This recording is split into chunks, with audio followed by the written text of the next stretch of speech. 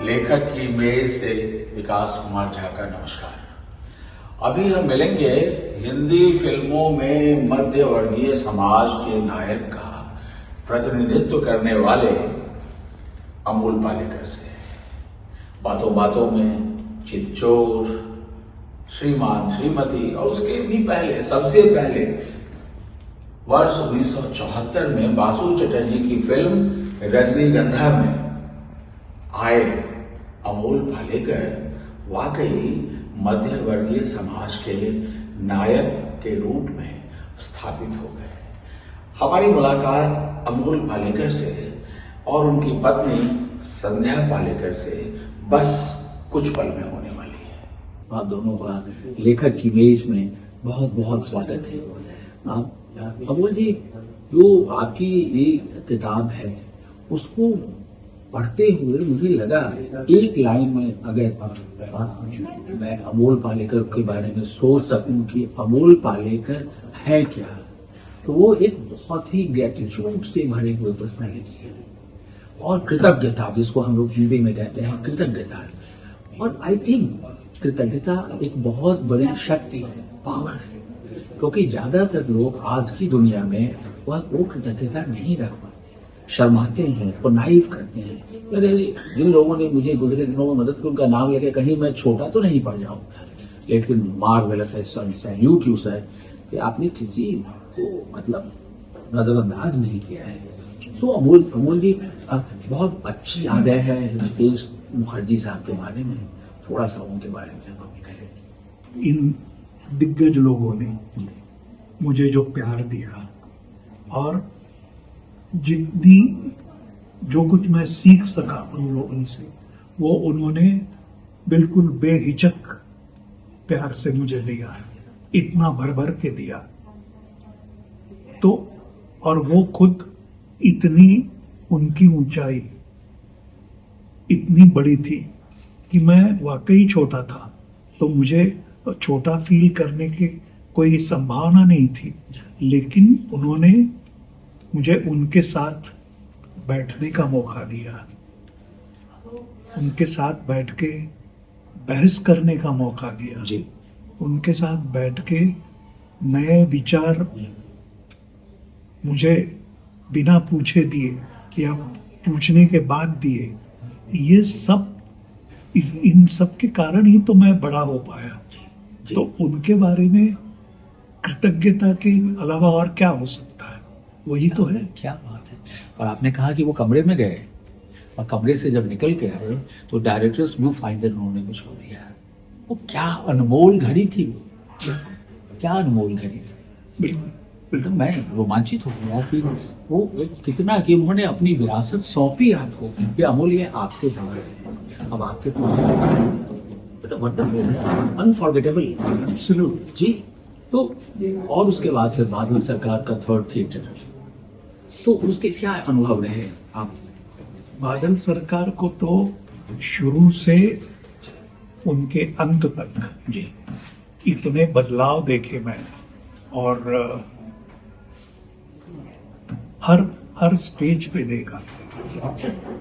लेकिन मेरे लिए बादल सरकार अहम इसलिए है कि मैंने जब पहली बार उनका प्ले करने के लिए गया जी और उनसे मिला परमिशन के लिए जी, तो मैंने कहा मैं इसमें कुछ थोड़े बदलाव करना चाहता हूँ जी और उसके लिए आपकी परमिशन चाहिए। जी तो उन्होंने मेरी परमिशन की क्या जरूरत है, जी मुझे जो लिखना था वो मैंने लिख दिया है, जी तुमको उसके ऊपर जो संस्कार करने हैं वो करने का पूरा हक तुमको है।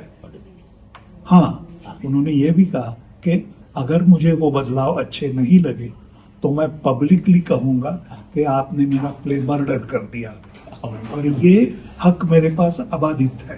क्या बात। लेकिन इतना बड़प्पन और इतना, मतलब नॉर्मली लेखक लोग, जो मेरा अनुभव रहा है, लेखक लोग उनके शब्द ही नहीं तो स्वल्प विराम से लेके हर चीज के बारे में इतना पॉजिटिव रहते हैं कि नहीं, ये नहीं बदलना, वो नहीं चेंज करना। ये लेखक की भूमिका हमेशा रही है।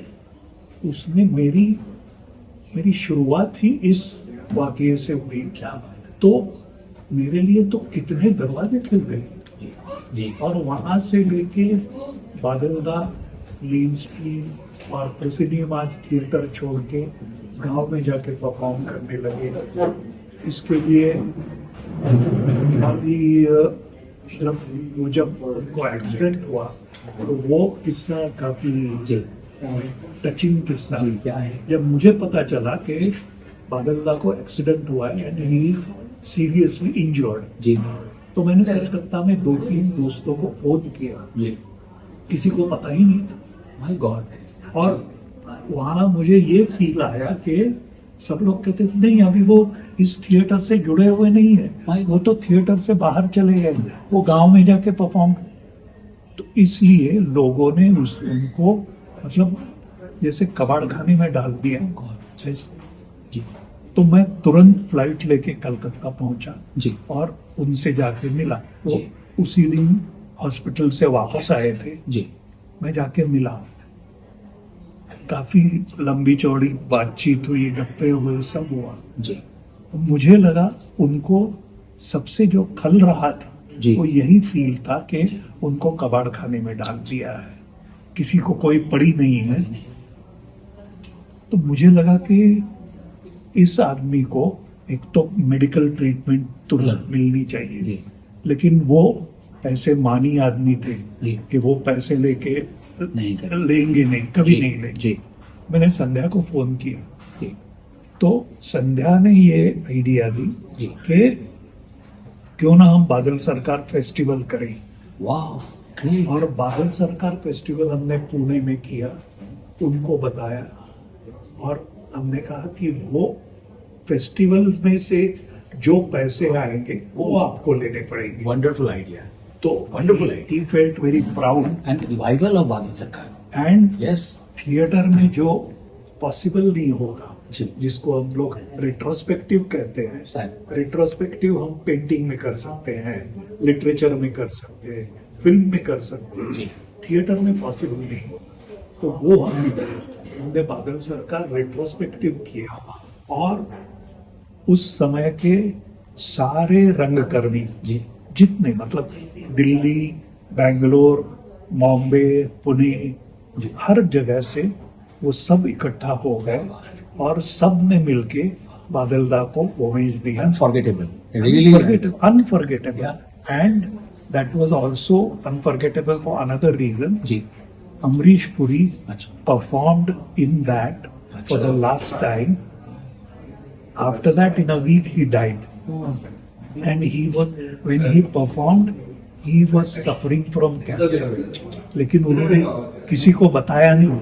इनफैक्ट बेटे को ये बताया था कि किसी को इसकी भनक ना लगनी चाहिए। After that performance, ji so to me, all such memories have been so wonderful. Amol Palekar ने जिन फिल्मों में काम किया उसकी एक लंबी फहरिस्त है। हिंदी तो हिंदी, बांग्ला, मराठी, कन्नड़ा, कई भाषाओं में, अंग्रेजी फिल्मों में भी इनका योगदान है। तो हिंदी की जो इनकी चर्चित फिल्में हैं उनमें बात बन जाए, अनकही, तरंग, श्रीमान श्रीमती, नरम गरम, अग्नि परीक्षा, गोलमाल, मेरी बीवी की शादी, बातों बातों में, भूमिका, रजनीगंधा, चितचोर, छोटी सी बात, ये और ऐसी अनेक फिल्में। साथ ही मराठी, बांग्ला और कन्नड़ फिल्मों में भी अमोल पालेकर ने यादगार भूमिकाएं की। मराठी फिल्म अक्रीत में मुकुटराव शिंदे के अविस्मरणीय रोल के लिए अमोल पालेकर को फिल्म फेयर का सर्वश्रेष्ठ अभिनेता का पुरस्कार मिला। पुरस्कार और सम्मान तो अनगिनत हैं अमोल जी के जीवन में। टीवी धारावाहिक में भी इनका बड़ा योगदान रहा है और इनके टीवी धारावाहिक जो चर्चित रहे हैं उनमें कच्ची धूप, मृगनयनी, करीना करीना आदि आदि। थिएटर से तो अमोल जी का अभिनय के क्षेत्र में आगमन ही हुआ।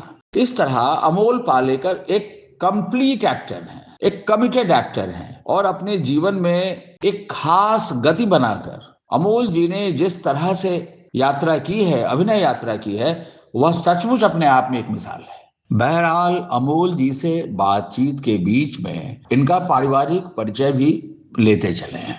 मध्यम वर्गीय समुदाय के प्रतिनिधि नायक श्री अमोल पालेकर का जन्म एक मध्यम वर्गीय परिवार में 24 नवंबर 1944 को ब्रिटिश जमाने के बंबई प्रेसिडेंसी में हुआ था।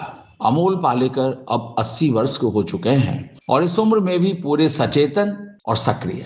हाल में उनकी आत्मकथा व्यू फाइंडर आई है और इससे अंदाजा लगता है कि इस उम्र में भी अमोल जी इतने परिश्रमी हैं। अमोल जी के पिताजी Shri Kamalakar Palekar general post office यानी जीपीओ की सेवा में थे और अमोल जी की मां श्रीमती सुहासिनी पालेकर एक निजी कंपनी में कार्यरत थीं। अमोल जी की 3 बहनें हैं, नीलोन, रेखा और उन्नति। अमोल पालेकर ने 2 विवाह किए।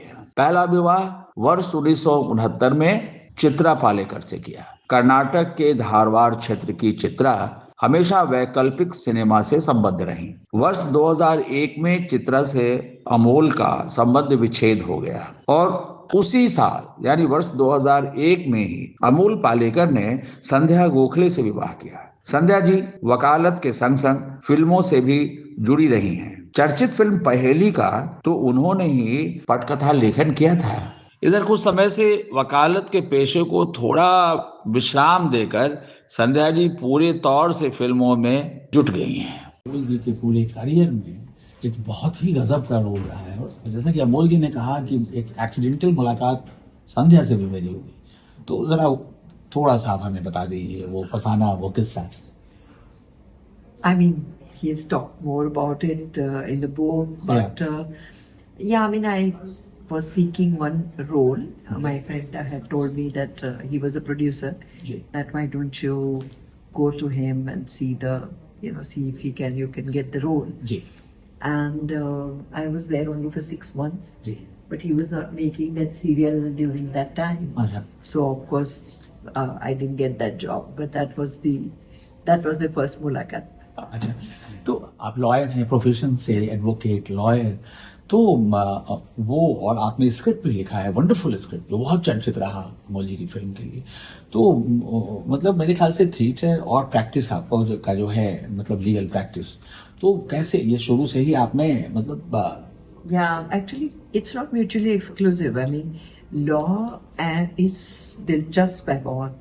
I mean, it's so interesting, it's very creative, extremely creative. So, but मुझे दिलचस्पी थी right from the beginning writing में. So, literature, music, everything. So, I think it comes naturally to me that, wonderful. Yeah. तो आप अमोल जी की जो किताब आई है, आप थोड़ा सा, क्योंकि आपने बागवी की सेशन में बहुत खूबसूरत। Viewfinder is basically, he wrote about 450 pages.